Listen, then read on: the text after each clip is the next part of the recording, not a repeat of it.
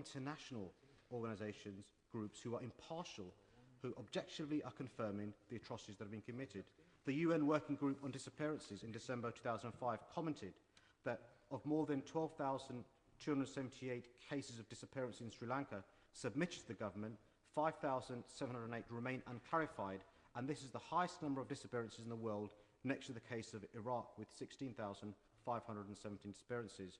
We have the internally displaced persons and refugees problem, which has been referred to by many of my colleagues. The Tamil-speaking population in Sri Lanka has, by percentage, one of the highest rates of internally displaced in the world today.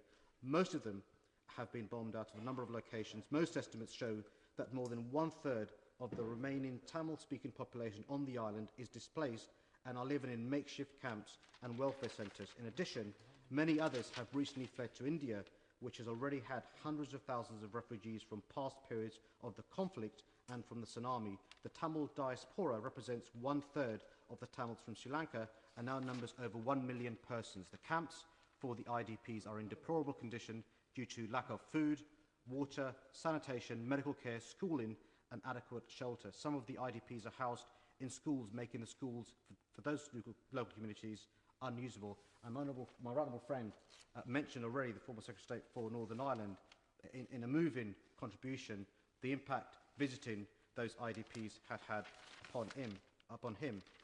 The United Nations Committee Against Torture have also, in their report of December 2005, commented on the atrocities in Sri Lanka, and the UN Special Rapporteur on extrajudicial executions in March 2006 made a very powerful report. And finally, in relation to independent corroboration, the UN Commissioner for Human Rights on Sri Lanka, in a very powerful report which I'd recommend to all colleagues, said quite unequivocally and quite clearly in December 2006, there is an urgent need for the international community to monitor the human rights situation in Sri Lanka, as these are not merely ceasefire violations, but grave breaches of international human rights and humanitarian law.